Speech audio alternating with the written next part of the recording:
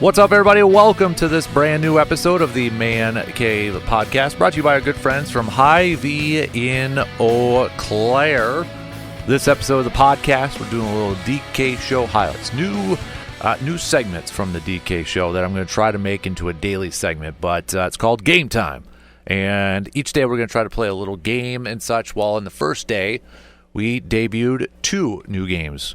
I like to call them Crystal Ball and Rank 'em. All right, so let's get right to it. All right, let's do a little game time. Let's play a little game time here. We got a couple games we're going to do here. We've got Crystal Ball and then Rank 'em. Let's start off with Rank 'em. So I gave the 5.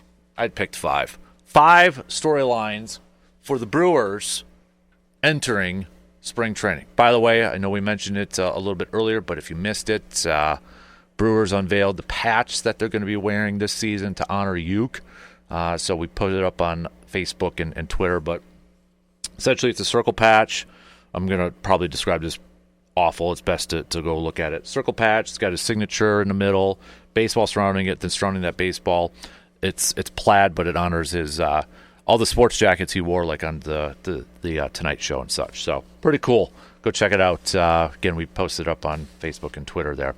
But let's do a little rank 'em. The top storylines for the Brewers entering spring training. These are the 5 I selected. These are where I'm going to rank them. Number 5. We'll start 5 and go on up. Number 5, I'm going to go with the bullpen. You trade Devin Williams in the offseason. You lose your closer over there. I think they've got options to help fill that void. Not saying any of these guys are going to be the next Devin Williams or become the best closer in the National League in all of baseball. You hope it does. You hope maybe like a Trevor McGill does. But it is going to be a question, a little bit, again, trickle-down effect here. Seems like Trevor McGill is going to be that guy. Then after that, who's the 8th? Is it Mears? Could it be Uribe? Could it be somebody else? Could it be Hudson in there? If you kind of do a traditional 7, 8, 9, maybe on there, who is going to be those guys? Assuming McGill's probably going to be the 9th. Maybe you got a little bit position battle up for grabs for 7, 8 over there. But I do think, bullpen has kind of been a strength for the Brewers over the last couple of years. You lose your top bullpen arm, the top closer in the game. It'll be interesting to see how the Brewers help fill that void left by him. But that's number 5 because I do feel like they've got some options within house to do that. And it starts with Trevor McGill getting the ball to be the closer, getting the first crack to be the closer this year. Number 4, I'm going to go Jackson Chourio because I think a lot of it is going to, to help answer the questions, cool, could he be a 30-30 type of guy this year? Or what's he got in store for us for his second year in the big leagues? Super high expectations for the youngster, not just for Brewers fans, but for fans all across the board. We're not going to see a lot of those, or we're not going to have a lot of those answers until the season starts. So not to say spring training is not going to be valuable for him. I think, this is where we're going to see a lot of guys working on different things, maybe a different approach to the plates. Jackson Chourio, I think, got better playing in the outfield as the season went along last year. Is he a gold glove type of outfielder out there? Probably not yet, but can he develop and continue to get work over there? Number 3, I'm going Christian Yelich. And, again, you can have you're making an outline. You put Yelich in the middle, and then you have these different lines coming off of Yelich because I think there's a few different things we can go here with Yelich. One is health. How is he feeling from back surgery? How is he recovering from that? We won't know if he'll be back to his self that he was last year before he got hurt, where he was an all-star starter, hitting over 300, and looking like the Yelich of old. We won't know that until the season gets going. But for spring training, it's health. But the other line I'd put over there, too, is you've got this, and this kind of relates to Yelich and Chourio, you've got this outfield group where Sal Frelick won the Gold Glove in right field. Garrett Mitchell is probably your starting center fielder. Now you got Jackson Chourio, who I think is better suited for left field. You don't want to take him out of the lineup. Sal Frelick's a pretty darn good defender. I don't know if he's going to, we'll see if he gets any shots at third, but then you're moving either Yelich or Chourio to right. So for me, for Yelich, it's going to be, does he get some time at DH, more so this year than in years past? How does that outfield shape up? So the other line off of Yelich is going to be position. Where is he going to be slotted in mostly at this year? Do they want to keep him and try to keep that back healthy so he's only hitting? But then the other side of the argument is like, well, if he's in the outfield, you can do stretch, keep that back loose and such out there. So it'll be curious to see where he's at. I know there's some talk, could he play first? I mean, that's not really a very loud talk. I think that's a very whisper out there. Maybe we'll have a little bit of a surprise, like Sal Frelick was a little bit of a surprise last year playing third. Who knows? But Yelich is number 3 for me. Number 2 is Brandon Woodruff. Again, Pat Murphy already said, not going to be ready for spring training. Probably not going to be ready for regular season. So we may not know the full-on answers for Brandon Woodruff until the season starts. However, it's still going to be probably a weekly question surrounding Brandon Woodruff in spring training. Is he going to be able to do anything? If he is seen throwing, how is he feeling? Where is he at in the progress? What step is he at in the recovery progress? Do you have an updated timeline on when we can see Brandon Woodruff? It's going to be a question. It's going to be a question for Pat Murphy. It's going to be a question for Brandon Woodruff himself. It's going to be a question for Matt Arnold. It's going to be a question for Mark Anasio whenever they talk to the media and such. Brandon Woodruff is going to be a main question throughout spring training, whether he is participating or not. That's just the facts. And until we actually see him out there on the field, these questions are going to be out there. And then when he is out there, it's going to be, okay, so what's the game plan for him? Is he a guy that can only get you a couple innings, a few innings? Is he a piggyback type of starter? What's his role going to be? There's a lot of questions surrounding Brandon Woodruff. And honestly, I thought that was going to be my number 1. But the fact that we may not see him hardly at all in spring training leads me to go number 1. It is the shortstop position, but also shortstop has the trickle-down effect to third, to second, because if it's Ortiz, which I think we all assume, if it's Ortiz moving from third to short, then it's like, well, who plays third? If it ends up being Terang, then it's like, well, who plays second? Right? So it's the little bit of that trickle-down effect. So I'm just going to call it the shortstop position here. You've got options at third. They may not be the greatest options out there. And a lot of it is going to depend on the philosophy. Like, do you want a power guy at playing third? And I think a lot of fans, and I'm one of them too, I wouldn't mind bringing in a veteran that maybe gives you a little bit of pop off the bat playing third base. I wouldn't mind that. But as of right now, that doesn't seem to be the path that the Brewers are going. You know, if it's going to be Caleb Durbin, a guy who Pat Murphy absolutely loves, came in over from the Yankees, you're talking a little bit more of a small ball lineup then. Because you insert Caleb Durbin in there, Joey Ortiz, Bryce Terang, Sal Frelick. I mean, those are essentially your small ball hitters. Assuming Yelich is going to give you some more power, Contreras can give you a little bit of pop. Hopefully Rhys Hoskins can be a little bit more consistent, but he's going to be a little bit pop. Garrett Mitchell is kind of the wild card. I feel like they feel like he can provide some more power in that lineup. We saw it last year towards the end of the season when he was getting slotted in as a number 3, number 4 hitter and such. So he's kind of the wild card for me in that essence. But it's the trickle-down effect. After, okay, you take Ortiz to short. Who's third? You put Terang at short. Who's second?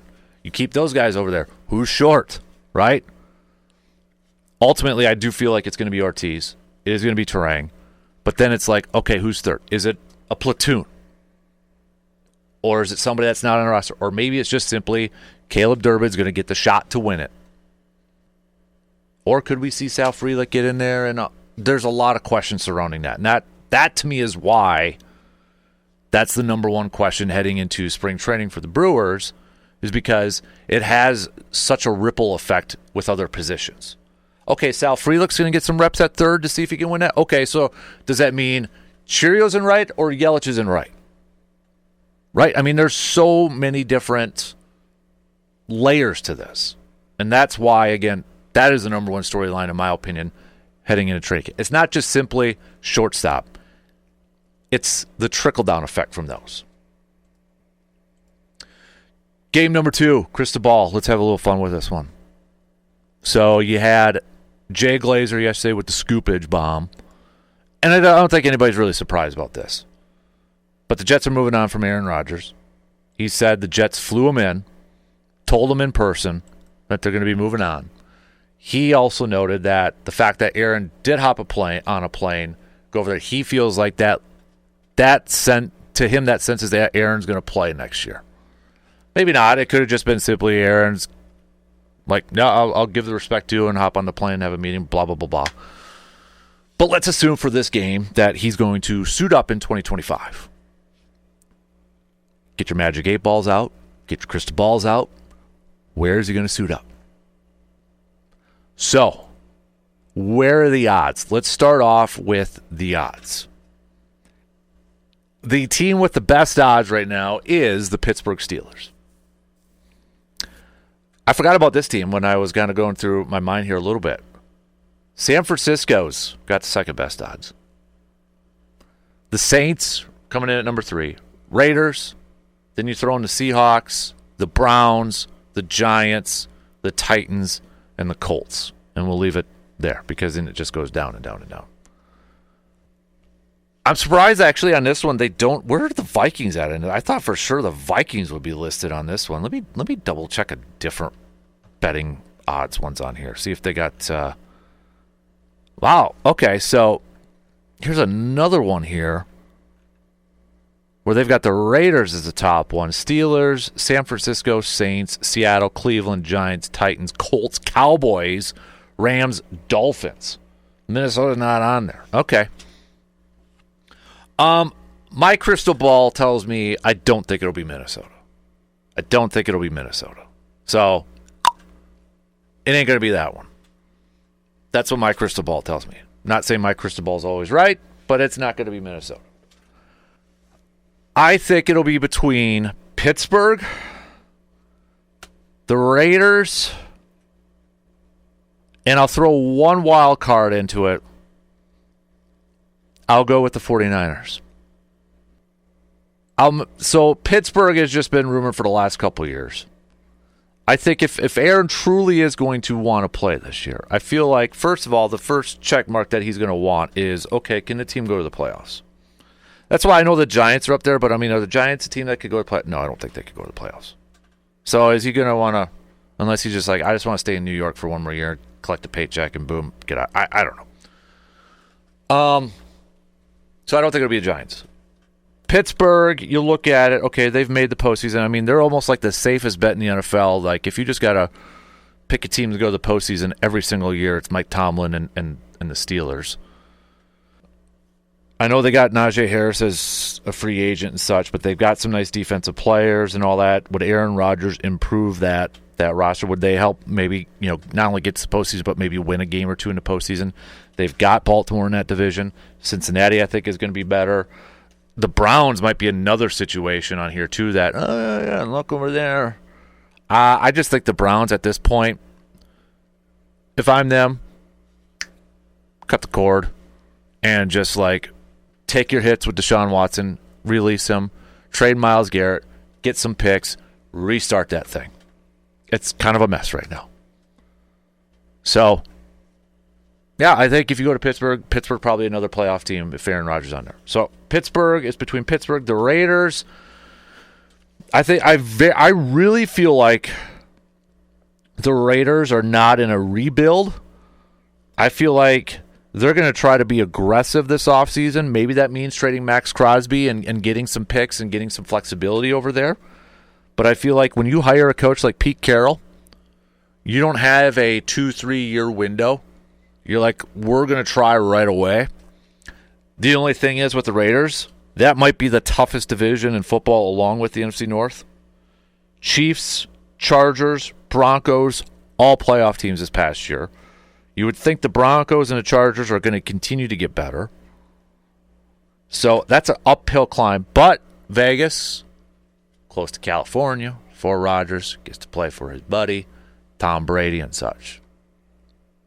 So I'm going to put the Raiders in there. And my wild card is just San Francisco just because I don't know what San Francisco, I don't even know Is San Francisco going to want to give Brock Purdy all that big money and a big contract and such? Apparently, Deebo Samuel wants out now. He wants out of there. He's requested a trade. They got Brandon Ayuk. They got Kittle. They've got a veteran team, so maybe they're like, hey, Rodgers is a big upgrade for us over Purdy. We got one more shot, 1 year window. Let's try it. He gets to go play for his childhood favorite team. It's the perfect end of his career. Doesn't get drafted by San Francisco, but finishes his career with San Francisco. So what is it? My magic 8 ball says I think he retires, but if I had to pick a team, I'm going to go with Pittsburgh. My magic 8 ball or crystal ball, whatever the case may be. However, whatever one we want to do. What is my? I actually got a magic 8 ball. Where is it? I just had it. Where did it go? Oh, right there. Magic 8 ball. Is Aaron Rodgers going to play for the Steelers?